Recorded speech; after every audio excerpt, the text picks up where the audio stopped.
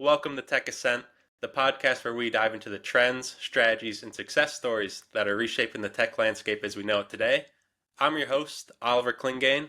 I'm also the founder of Ascension, the premier business development partner within tech. And today, we have a very exciting guest joining us. We're joined by Ryan Fenn, the founder and CEO of an innovative platform called CHIIRP. Ryan, welcome to the show. Would you mind introducing yourself, telling a little bit about what you guys do with CHIIRP? Yeah, thanks, Oliver. Happy to be here. Excited to be here. Thank you. Like you said, my name is Ryan Fenn. I'm the founder and current CEO of CHIIRP. That's with two I's, CHIIRP. We're a lead convert.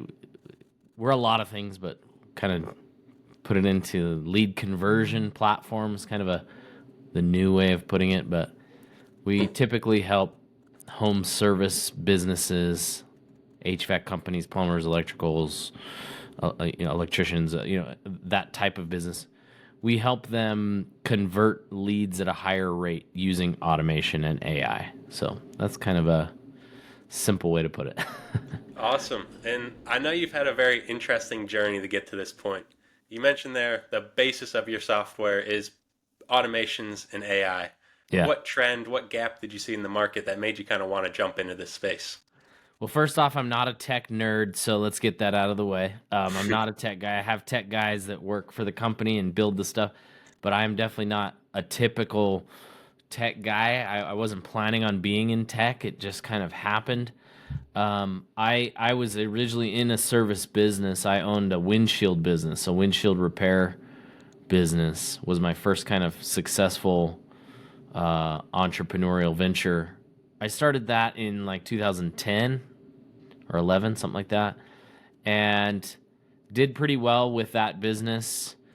And then in 2014, I kind of, because my passion is entrepreneurship. My passion is, um, you know, believing in being something bigger and that you can accomplish anything you set out to accomplish. That's my thing. And so I love talking entrepreneurship. I love connecting with entrepreneurs. I love the whole process. And at the time, I wanted to go bigger than my local business. And so I started an online course. So this would have been this was kind of before courses were getting popular and kind of right when Russell Brunson was starting his ClickFunnels journey. And um, I started a course on how to start your own windshield repair business. So I really wanted to connect with more entrepreneurs and help more people. And so I saw this as a really good business. We were having really good success with it, and it was duplicatable and something we could teach. And so I created a course on how to start and grow your own windshield repair business. We helped about 1,000 people start their own businesses around the world. We made a couple $1 million selling that course. And we discovered a process of lead conversion that worked really well. I would generate leads using the Facebook lead ad platform, which is the form builder on Facebook. I would use that to generate leads, and then I would immediately text those leads when they came in. So most everybody was putting them into an email campaign at the time. I would text them, and I got a way higher response, and I converted leads at a really high rate. We had about a 10x return on our ad spend. So this process that I kind of started to see is working really well for me. I thought, man, if this works so well for me, I'll bet it'll work for other businesses. And I had kind of pieced together a funnel using various softwares and different things to kind of create these automations. And I saw the opportunity to put that all into one place. And that's where the idea of CHIIRP was born. So it was a process of solving problems and then solving bigger problems and solving bigger problems. And each time that we solved these bigger problems, new opportunity would arise. And that's where, I discovered this idea or this process. And that's how I got the idea for CHIIRP. And then, we started CHIIRP bootstrap. We took a loan we borrowed a little bit of money at the beginning to fund our salaries and whatnot with the with the engineers, Hmm. and cause so we bootstrapped. We basically didn't take like venture money or anything like that, and Yeah, then yeah. we it was about 3 years of like 3 or 4 years of like real struggle, like really trying to find who needed this.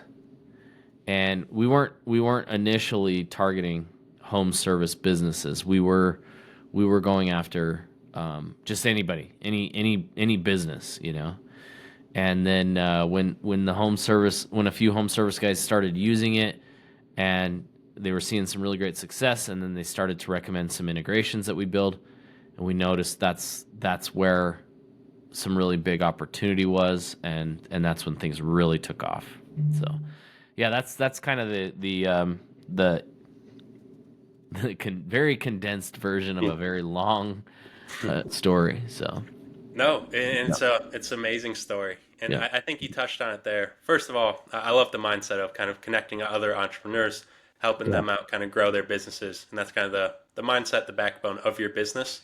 yeah, I think one thing you shared there was when you're first starting to find success, because a lot of companies were going email, you found success in text messaging, yep, and then once you were struggling to kind of get CHIIRP off the ground, you found success going back to your roots with the home kind of service yep, business.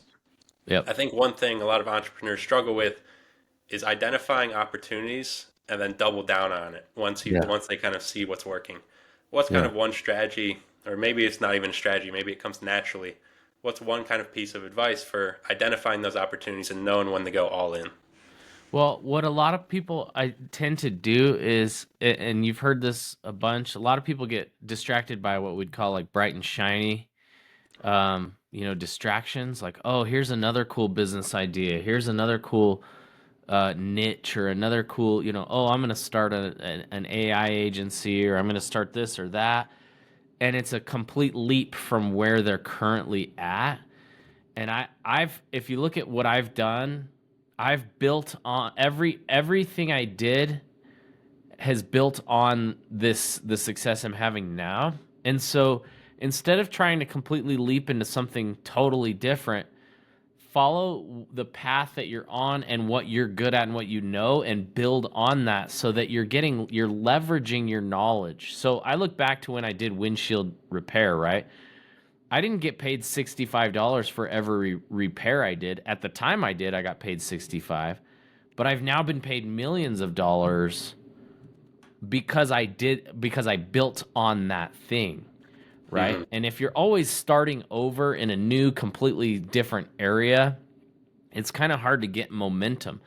And so instead of thinking in terms of I need to find a new business idea, just look at what you know now. What are your skills now, and how can you build on that thing? Cuz I mean, yeah, when you're talking to me when I was doing windshield repair, if you said, "Hey, in 10 years you're going to own a software company," I never would have thought that was I would have been blown away. Mm-hmm. But and it makes sense cuz the dots kept connecting, but I didn't just go windshield repair software. It was solving problems and then solving bigger problems and solving bigger problems. And I just see some guys they just try so hard to like jump into like they swing for the fences, try to hit a home run, and they haven't yet hit a base hit. It's like, hey, hit a base hit and then build on that and learn to do the next thing and work your way up to a home run, and it'll happen. But if you're just trying to it's like trying to get into a club that you're not ready. It's like it's an Mm-hmm. exclusive club that you're not ready for. It's like work your way, build on what you know, and it's cool because it's kind of relieving. You don't have to be distracted. You just go, is that within my wheelhouse? Is that something I know? Because I can tell you this, I have during this journey been distracted at times to go do certain things, and I've had opportunities where I thought, oh, for sure, this is gonna hit, and it was completely outside of what I was doing, completely out. And I'll give you an example. I had a friend of mine who was crushing it in a he was crushing it in solar sales and marketing, and he was really good at the marketing side of that, and he was really good at the data. and it was kind of within my wheelhouse. It was something that I like understood and knew, but I basically tried to copy what he was doing, and I was trying to do, and he was seeing things that I couldn't see, and so even when he was teaching me how to do it, he was going over things that he just assumed that I knew because he just subconsciously knew these things. I hope this is making sense because this is kind of a Yeah. deep No, idea, 100%. Keep rolling. but a lot of times people will look at something and they'll go, "Oh, I can do that. I'll copy that thing," and it's like making money is such an art that it looks simple, but it's not. It's like when you watch that guy paint on TV, he's like, he paints and it's like super easy. It's like super simple. And you're like, oh, I could do that. And you start painting and it just looks terrible. And it's Mhm. like, you're doing the same thing. You're trying to, it's like, but there's subtle differences that he can't really teach because it's within him. And so you have to look at what you're good at and what you know. And I truly believe that making money is as unique. There's as many ways to make money as there are unique personalities. And so the way that I make money may be completely different than Oliver, the way that Oliver makes money. And you have to discover how you personally do it, if that Mhm. makes sense. Yeah, no, I love that. And I especially love kind of the baseball analogy of you have to build momentum. You're not just going to Yeah. hit home runs every time. You got to get Yeah. on first base, you got to get to second base, Yep. third base, and Yep. then maybe Yeah. you'll get across the plate. And And you don't sometimes, even and home runs don't always win games, It's like hmm it's these smaller efforts and these smaller things that are often the winning strategies. And so, yeah, you may see something that's like, oh, I'm gonna start a multi-million dollar hedge fund or something. I don't know anything about that, but yeah, it's like, well, have you ever done any business? And it's like, well, I did a course or something. It's like, no, start with something like what I did, windshield repair. It's like I learned that in a couple of days, and it was like cool. And then that got me my foundation, how to set up a merchant account and how to accept credit cards and how to set up an LLC, and it got me those foundations so that when I go to the next one, those things are just natural. Boom, get those out of the way, move, and move up. hmm for sure. And you mentioned even with Chirp, there was still kind of that slow period, even with your past experiences of kind of getting it off the ground. Yeah. What sort of kind of challenges or obstacles did you have to overcome, even with your experiences? Well, one that comes to mind is discovering what we would call like an avatar.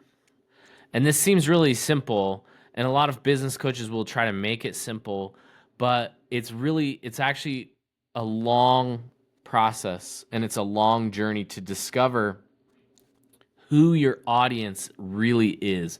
Because there's really two parts to it. It's who needs your product like the most, who can benefit the most from your product and like will buy it. That's the big part. But the second part is like you as a human being, where do you fit? Like who will listen to you? I used to do stand-up comedy in my 20s, and I did a night with Pauly Shore. If you know who that is, you might be too hmm young to know who Pauly Yeah, Shore yeah. is, but I'm pretty sure. he's from like Encino Man, and he did a bunch of movies in the 90s. Anyways, he's a weird dude, totally weird dude. But regardless, he had a really good piece of advice.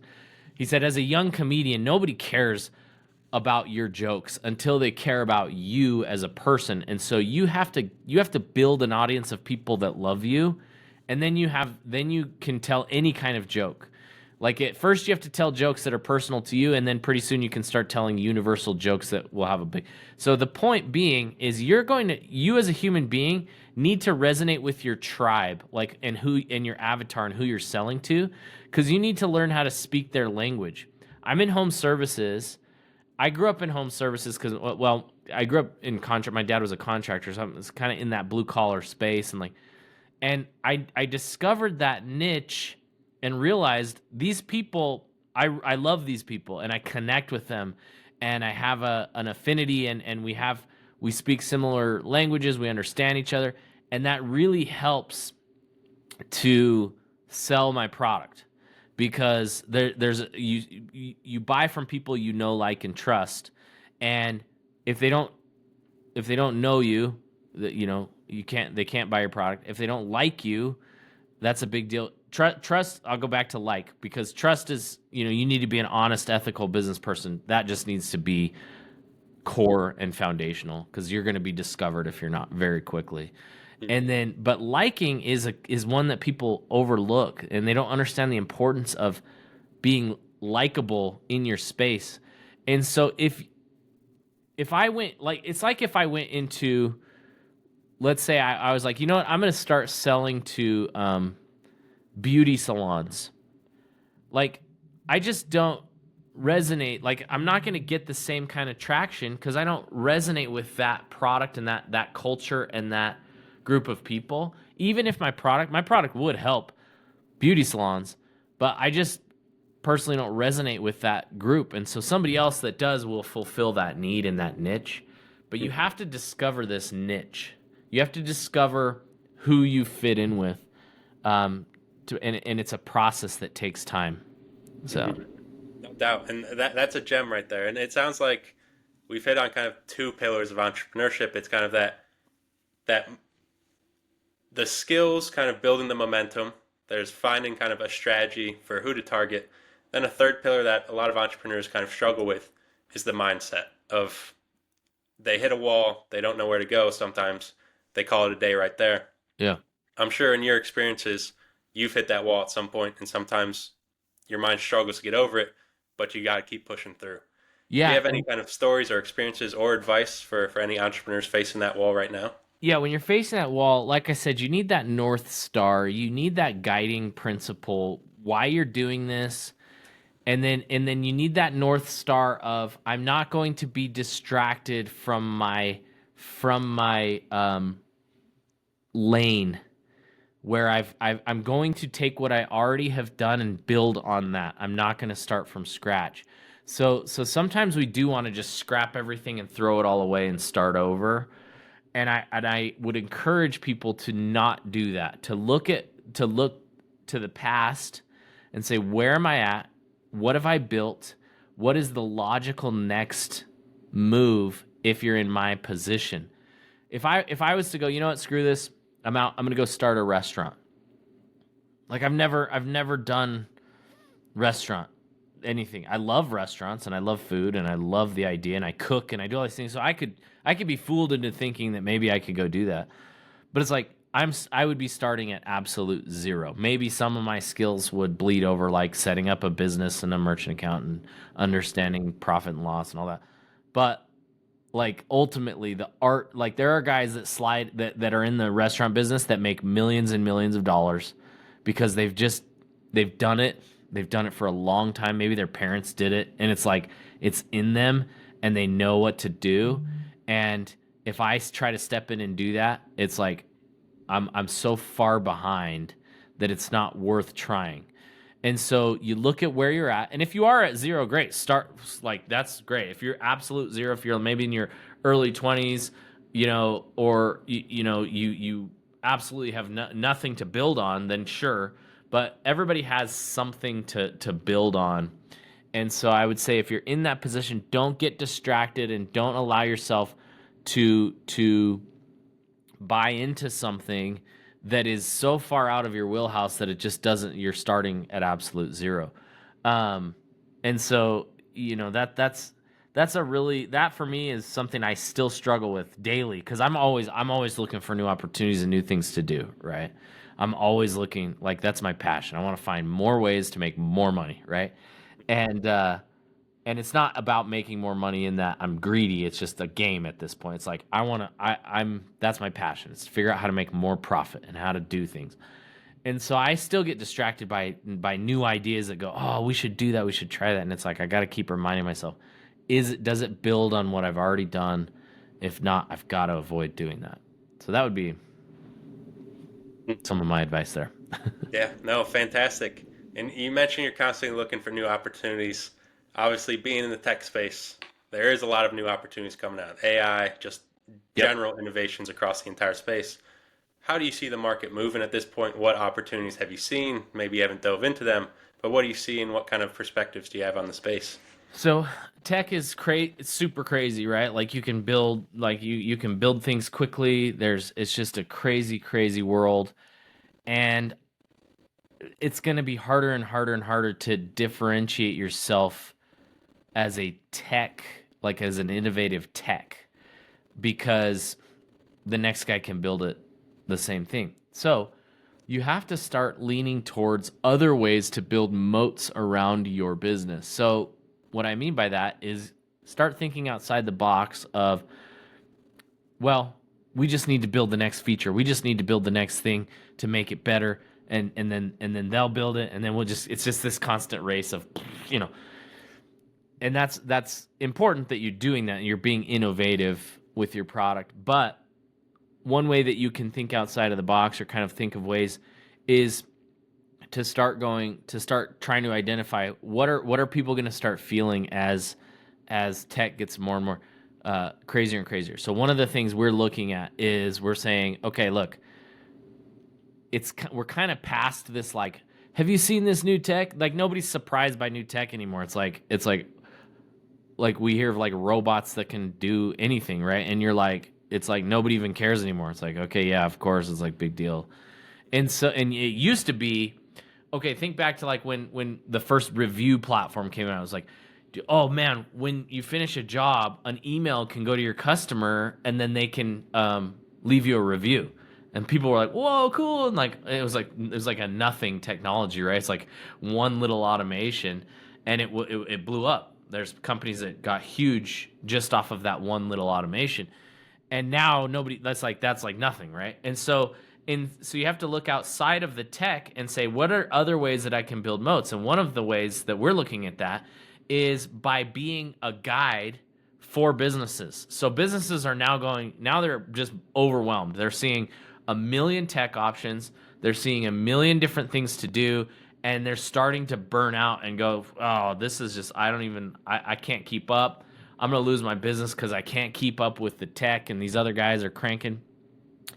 And so if you can gain trust as their technical people, and they love your product and they love you and they already have trust with you, you can build a stronger relationship by becoming their guide in implementing new tech into their business. And then now they start to go, oh, I heard of this new cool thing. I'm going to ask Ryan or whoever it is what to do about this. And now, because he's my guide. So if they trust you as this guide in the tech space, you can really build a moat around your business, because think of it like an adoption specialist, where it's like, I'm going to help you adopt these new technologies. We're going to help you with all these new things that are coming out. We're going to help you adopt them so you can relax and you don't have to worry about, all these different things happening. So instead of just going, hey guy, I got a new feature for you, got a new feature for you, got a new feature for you, you can say, hey, like, relax, like, you want to run your business, you want to do HVAC, you want to do that stuff. You don't want to be a tech guy.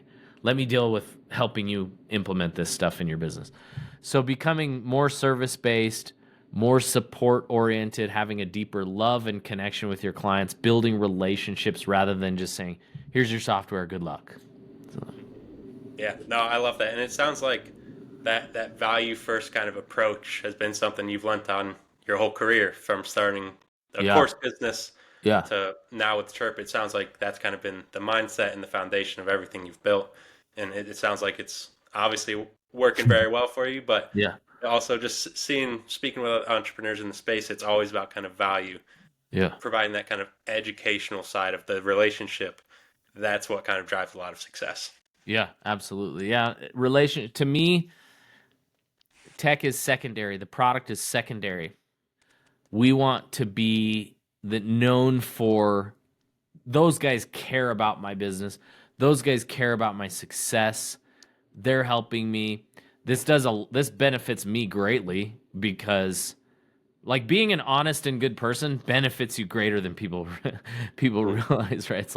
It's like sure, you can be dishonest and sell something and make a quick buck, but you're going to lose your audience really quickly. The long-term money comes from building relationships, so that when things do arise, when a new product arises or a new thing comes up, they will they won't jump ship right away. They won't just move. Oh, cool. There's a new better product over here. I'm going to move over here. They go, no, I have a loyal, strong relationship with this team. I'm going to go and consult with them and see if that's a good move before I actually jump ship. And then that gives us an opportunity to tell them why they should stay. If we're building something like that similar, whatever it is, but having that relationship keeps them much longer than if we, you know, if it's all about money and all about the features. No doubt. And especially in the tech space where there's just so much popping up. Oh yeah. Yeah, If it's your scary. clients, your prospects have shiny object syndrome, then that's Oh on yeah. you. The Yep. the the relationships you've built, as you shared, those are the unsung heroes in tech. Yep. It doesn't necessarily matter about what your object is or what your product is, what your service is. If you have a strong relationship, you've always got a chance. Exactly. Exactly. So, with that, Ryan, I got one last question for you. Sure. Obviously, we're kicking off 2025. What's the kind of the future hold for CHIIRP? What's the goals? What's the mindset, and kind of what do you see in the future? Yeah, we are leaning heavily into AI. It's where everything is going. We're putting our unique spin on it, applying it how we see fit to our business. My goal is to never eliminate jobs. It's to elevate jobs. So there may be a time soon where base level, customer support jobs are irrelevant just because we have the ability to do it all through tech. But the idea isn't that we eliminate that job, it's that the existing CSRs move up the ladder into a more challenging position so that, for me, it's let the humans do the human stuff and the computers and the robots do the robot stuff. The human in your business is your most valuable asset because the computer in their brain is more powerful than anything on planet Earth. There's no man-made technology that is more powerful than the human brain, and so that asset in your business is really powerful. The problem is most people just aren't using it. They're using it for robot skills, right? They're using it for basic skills, and people are becoming complacent in these jobs because it's redundant and easy, and they're not tapping into the power of their brain. And so I think people are going to be forced to start tapping into the power of their brain to become more relevant. But I think that overall that's a good thing because we're not wasting human potential on something that a robot can do. Yeah, no, I love that mindset, and it's something completely agree with. Kind of, AI is not going to be here to eliminate jobs, but elevate them. I think Yeah. that's a great way to look at it. Yeah. So Well, Ryan, that's all I got for you today. I really appreciate you coming on the show, dropping gems about what it takes to be an entrepreneur, how to kind of build that momentum, pick your niche, but also the mindset that goes into it, as well as what you guys are doing in the tech space, what you're doing with CHIIRP. It's been a fantastic conversation. Oliver, thanks for having me, man. It's been great. Of Thank you. course, anytime, and hopefully we'll have you again on soon. You got it. Have a good one. Bye. We'll see you.